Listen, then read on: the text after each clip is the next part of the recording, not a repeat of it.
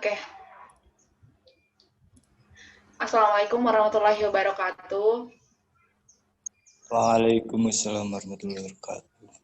Selamat pagi teman-teman semua. Oke, di sini kami dari kelompok 3 akan memaparkan hasil diskusi kami, yaitu studi kasus 3,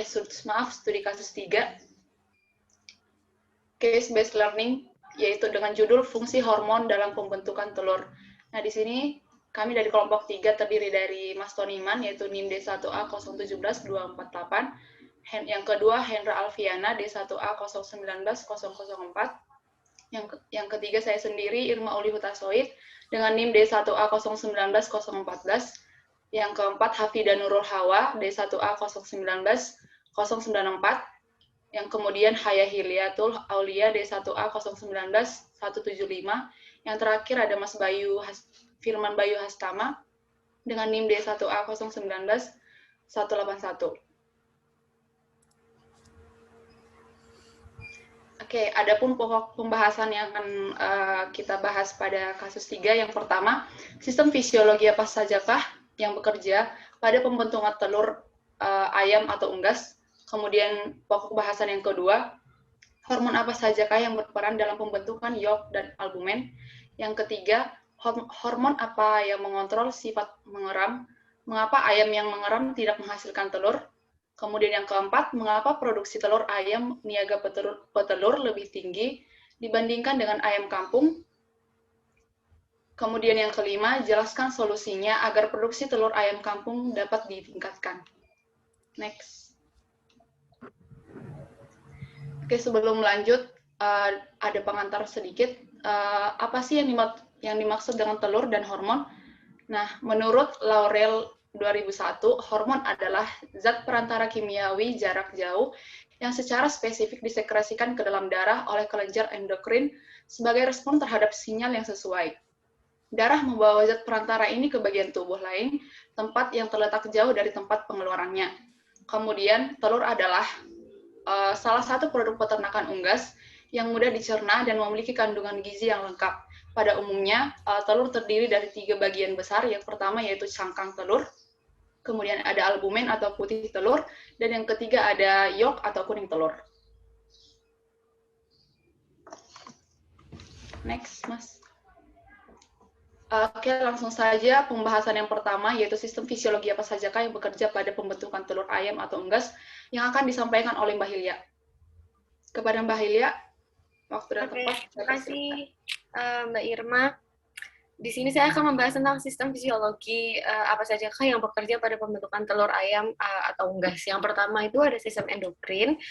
Sistem endokrin melibatkan hormon-hormon reproduksi seperti GnRH dan GnRH yang akan mensimulasi RH dan FSH yang nantinya akan involve ke dalam sistem reproduksi.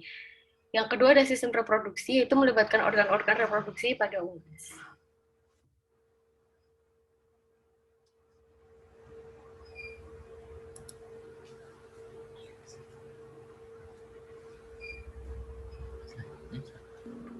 Oke, pembahasan selanjutnya akan disampaikan oleh Mas Hendra. Silakan, Mas Hendra.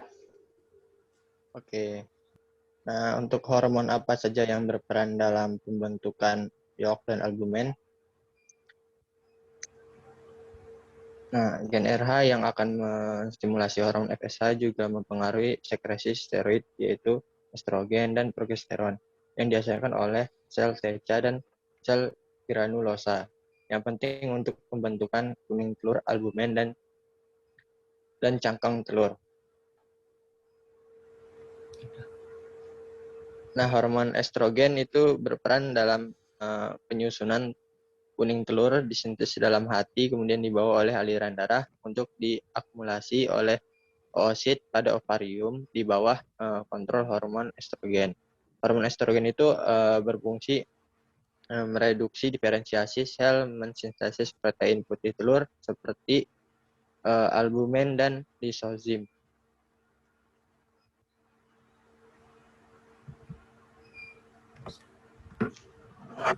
Oke, pembahasan selanjutnya akan disampaikan oleh Mbak Hafida. Yang selanjutnya, hormon apa yang mengontrol kontrol sifat mengeram, mengapa ayam mengeram tidak menghasilkan telur? Hormon yang berperan ialah hormon prolaktin. Pada kadar yang tinggi akan menghambat produksi LH dan FSH oleh GnRH sehingga tidak ada telur yang diovulasikan. Dan pada akhirnya akan menghentikan produksi telur. Selain itu, hormon prolaktin merupakan hormon yang memunculkan sifat keibuan sehingga akan menyebabkan induk mengerami telurnya.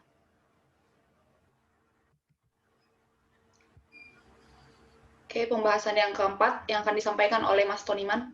Silakan Mas Toniman. Ya, yang selanjutnya yaitu mengapa produksi telur ayam niaga petelur lebih tinggi dibandingkan dengan ayam kampung. Produksi ayam niaga petelur lebih tinggi dibandingkan dengan ayam kampung. Hal ini disebabkan oleh perbedaan manajemen pemeliharaan, baik berupa manajemen kandang, manajemen pakan, serta mutu genetisnya. Selain itu, periode mengeram pada ayam kampung menyebabkan adanya CAP, produksi telur, sehingga waktu untuk produksi telur akan berhenti. Oke, pembahasan yang terakhir akan disampaikan oleh Mas Bayu. Kepada Mas Bayu, waktu dan tempat dipersilahkan. Oke, terima kasih. Yang terakhir itu ada solusi agar produksi telur ayam kampung dapat ditingkatkan. Nah, ada beberapa cara atau ada beberapa solusi agar produksi telur ayam kampung bisa ditingkatkan. Nah, yang pertama yaitu ada pemberian nutrisi pakan yang cukup. Nah, yang kedua itu ada penetasan menggunakan mesin tetas untuk menghilangkan periode mengeram pada ayam kampung itu sendiri. Kemudian yang ketiga ada melakukan perkawinan silang untuk mendapatkan kemampuan produksi telur yang terbaik. Yang keempat ada melakukan kawin suntik untuk mempercepat masa peneluran. Dan yang kelima, melakukan modifikasi kandang untuk memberikan kenyamanan terhadap ayam kampung. Dan yang terakhir ada pemberian vaksin supaya terhindar dari penyakit yang dapat menurunkan produksi selama produksi telur ayam kampung. Mungkin itu saja. Oke, demikian pemaparan materi dari kelompok 3A. Selanjutnya kita masuk ke sesi diskusi. Di sini saya batasi mungkin untuk pertanyaannya hanya 2-3 pertanyaan saja. Kepada kelompok 4, silakan untuk memberikan pertanyaan.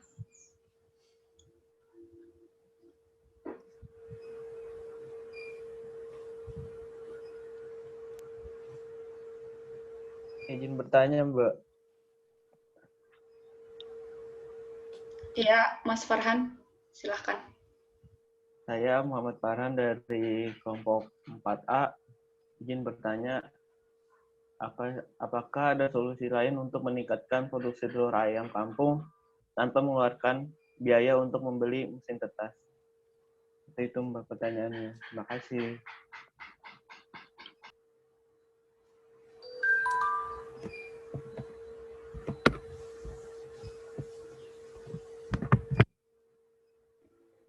Oke, terima kasih Mas Farhan atas pertanyaannya.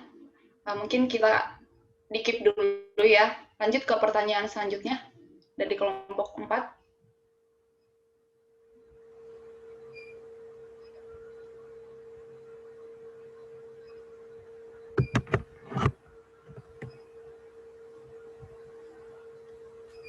Besar kapan?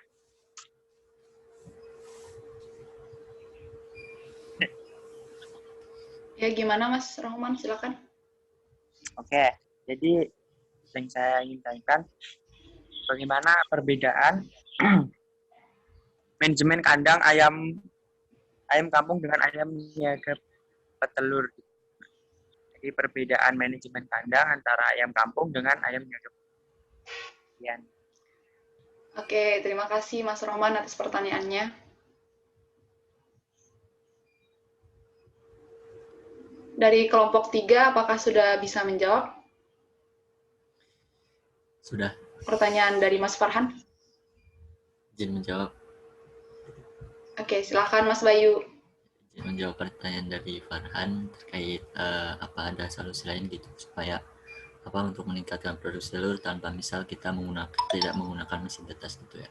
Nah, mungkin ini ada salah satu pendapat dari Wicaksono 2013 beliau mengatakan bahwasanya meningkatkan produksi telur juga dapat dilakukan menggunakan apa ya namanya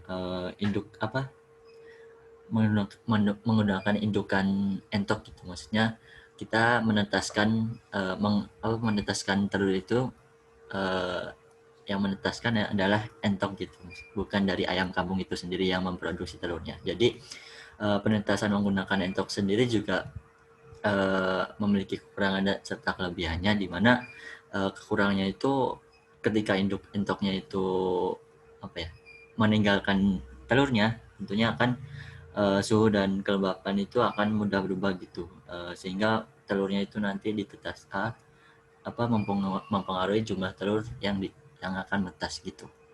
Nah, untuk kelebihan dari menggunakan induk entok sendiri untuk menetaskan telur ayam kampung, yaitu karena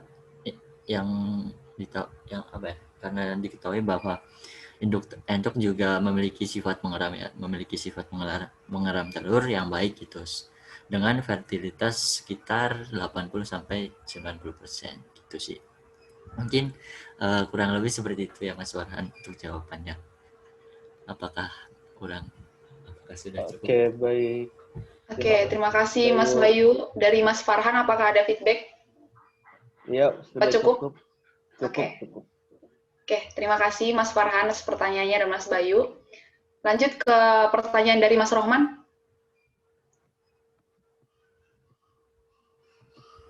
Dari kelompok 3, adakah yang bisa menjawab? Bagaimana perbedaan, apa sih yang membedakan manajemen ayam kampung dengan ayam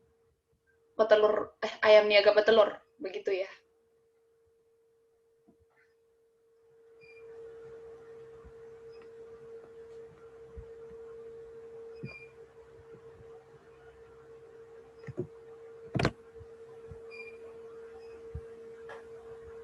Oke. Di sini saya akan mencoba menjawab karena saya juga dari kelompok 3. Mungkin nanti teman-teman bantu untuk menambahkan ya. Menurut saya, apa sih yang membedakan manajemen dari ayam kampung dengan ayam niaga petelur sehingga produksi ayam niaga petelur itu lebih besar gitu daripada ayam kampung gitu. Yang pertama, dari manajemen kandangnya itu seperti yang kita ketahui kalau ayam kampung itu kan kandangnya itu nggak sebagus dari ayam petelur niaga gitu loh. Dia ayam kampung itu kan biasanya diumbar gitu kan di lahan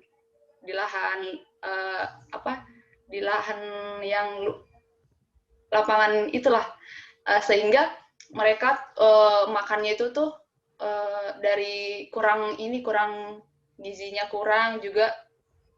Jadi kayak pemberian pakan dari segi kandang begitu kurang bagus, terus dari segi pemberian pakan yang tidak teratur gitu. Mereka ayam-ayam kampung relatif makan apa saja yang mereka lihat gitu, yang ada di depan mereka dan apa yang diberikan. Nah, sementara ayam niaga petelur itu kan sudah memiliki manajemennya sendiri, kapan waktunya dia dikasih makan, kapan minumnya tersedia dengan baik, seperti itu. Jadi itu menurut saya yang membuat perbedaan manajemen kandang dari ayam kampung dengan ayam niaga petelur. Mungkin teman-teman yang lain bisa menambahkan dari yang saya sampaikan. Terima kasih.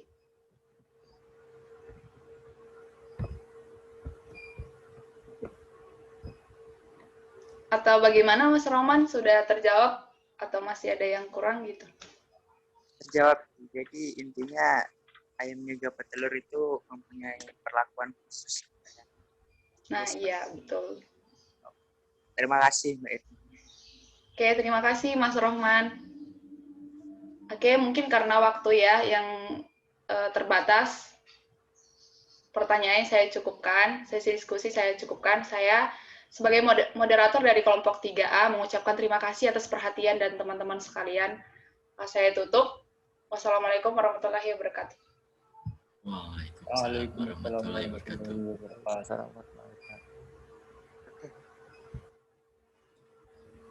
Ini langsung yang studi kasus 4. Cukup nggak waktunya? Bentar lagi 8.50. Coba tanya Mas Tony Man. Bisa Mas? Ya, lanjut aja, lanjut.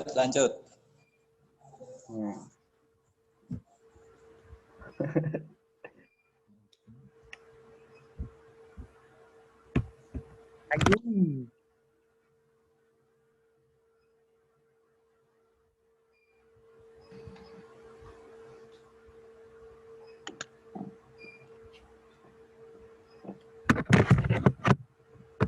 Coba yuk.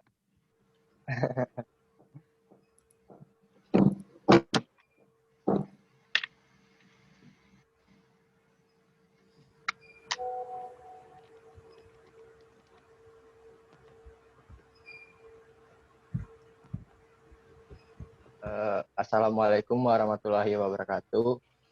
Waalaikumsalam. Waalaikumsalam warahmatullahi wabarakatuh. Perkenalkan, saya Hendra Alfiana. Di sini saya selaku moderator untuk kasus 4 ya, yaitu pengaruh kondisi mikrolimit inkubator terhadap keberhasilan penetasan. Nah, untuk anggotanya ada Hendra Alfiana, saya sendiri, dengan NIM D1A019004.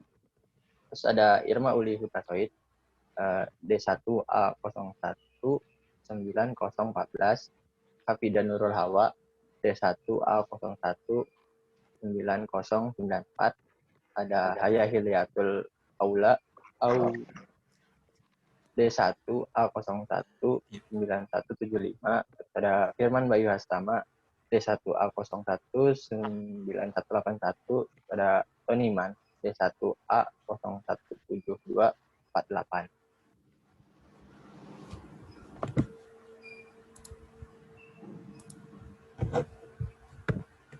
Nah, di sini ada pokok pembahasannya. Yang pertama itu ada faktor lingkungan di dalam inkubator yang menentukan keberhasilan penetasan. Yang kedua ada mengapa penetasan mesin tetas 1 hasilnya lebih baik dari mesin tetas 2.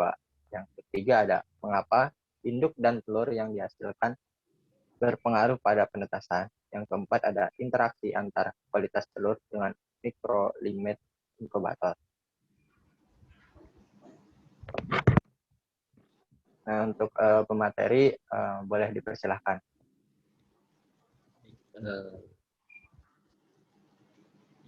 Izin memaparkan untuk yang pokok bahasan yang pertama mengenai faktor lingkungan di dalam inkubator yang menentukan keberhasilan penetasan. Jadi, faktor lingkungan di dalam mesin tetas yang dapat mempengaruhi faktor penetasan telur adalah suhu dan kelembapan, di mana suhu dan kelembapan merupakan faktor yang penting untuk perkembangan embrio itu sendiri. Suhu yang terlalu tinggi akan menyebabkan kematian embrio ataupun abnormalitas embrio, sedangkan kelembapan mempengaruhi pertumbuhan normal dari embrio itu sendiri. Suhu dan kelembapan dalam mesin tetas harus stabil untuk mempertahankan kondisi telur agar tetap baik selama proses penetasan.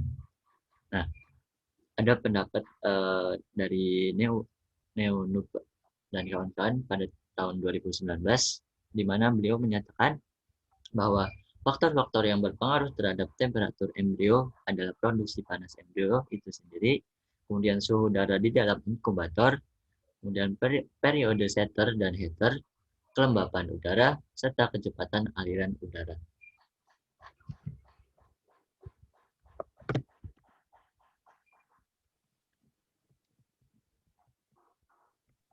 Untuk materi selanjutnya dipersilahkan.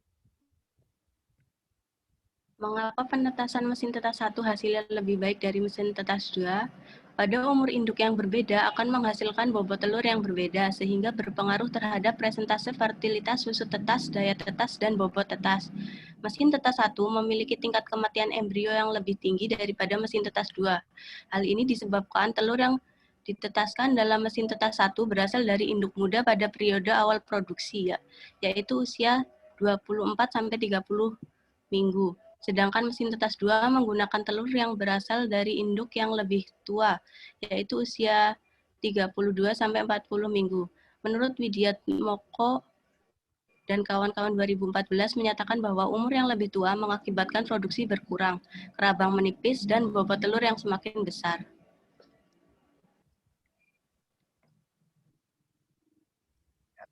Untuk pemateri selanjutnya, silakan.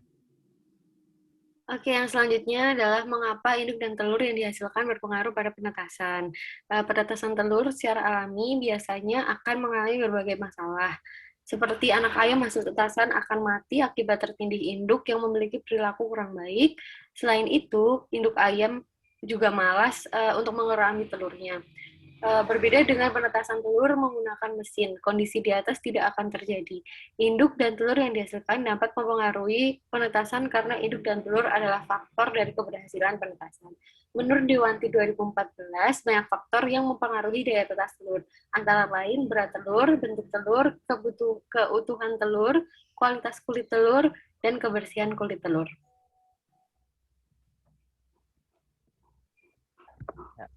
Materi selanjutnya, silakan. Oke, pembahasan yang terakhir yaitu interaksi antar kualitas telur dengan mikroklimat inkubator. Kualitas telur mengacu pada beberapa standar yang menentukan baik kualitas internal dan eksternal telur, yang kemudian akan berpengaruh pada keberhasilan penetasan apakah telur tersebut fertil atau tidak fertil.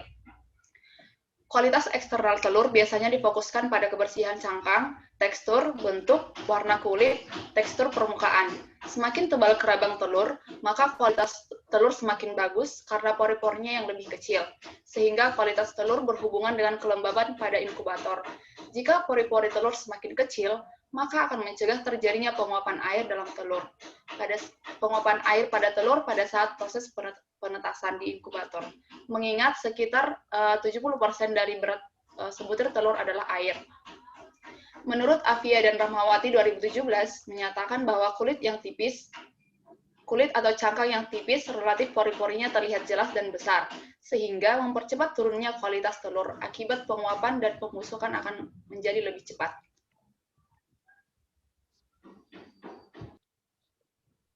Oke, mungkin cukup sekian dari pemaparan materi dari kelompok 3 ya. Apakah ada pertanyaan dari kelompok 4? Dipersilahkan.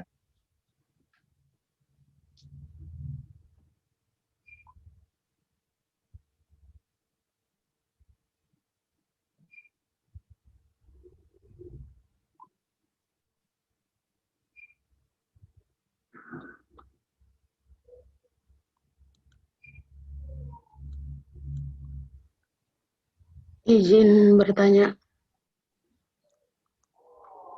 Ya, silahkan. Saya mau bertanya bagaimana contoh telur dengan kualitas interior yang baik. Oke, untuk tertampung dulu ya. Untuk pertanyaan kedua, dipersilahkan yang ingin bertanya dari kelompok 4.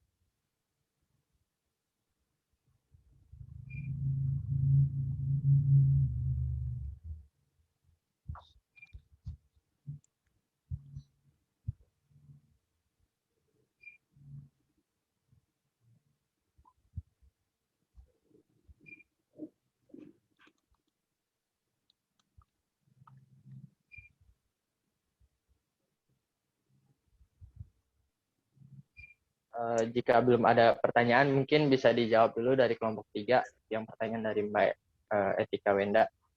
Silahkan. Aku izin jawab ya. Tadi kan pertanyaan mengenai kualitas interior telur yang baik. Nah, itu kualitas interior itu bisa dilihat dengan cara candling.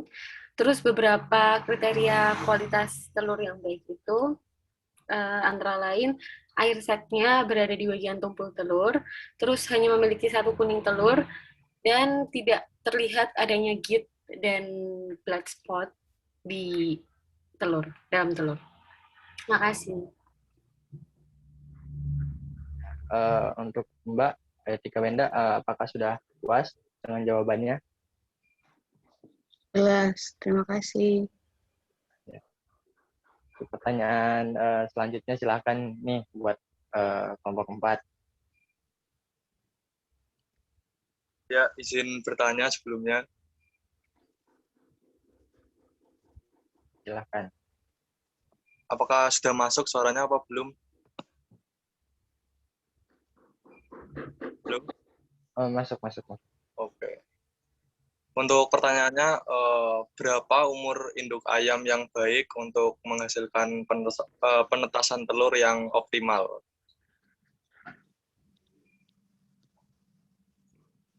Oke, untuk dari teman-teman kelompok 3, ada yang mau menjawab dari pertanyaannya kelompok 4? Saya izin menjawab. Kalau dari Oke. jurnal yang saya baca, standar untuk menghasilkan telur tetas yang baik itu di mana di umur 33 minggu, di mana presentase antara kuning telur dan putih telurnya itu seimbang. Karena pada awal penetasan itu kuning telurnya masih kecil, sehingga cadangan makanan untuk embrio sedikit, sehingga rawan terjadi kematian embrio. Sedangkan pada usia induk yang sudah tua, kerabangnya tipis, sehingga penguapan lebih sering terjadi dikarenakan kerabang yang tipis itu.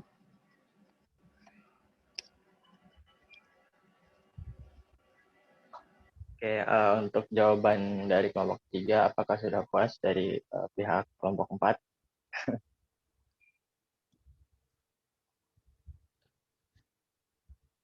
Gimana nih, Mas Fajar? Sudah puas apa belum jawabannya? Terima kasih, sangat jelas sekali. Oke. Mungkin karena waktunya sudah habis ya,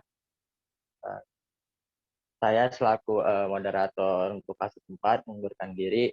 Lebih kurangnya saya mohon maaf. Saya tutup, wabillahi taufik walhidayah. Wassalamualaikum warahmatullahi wabarakatuh. Waalaikumsalam warahmatullahi wabarakatuh. Waalaikumsalam warahmatullahi wabarakatuh.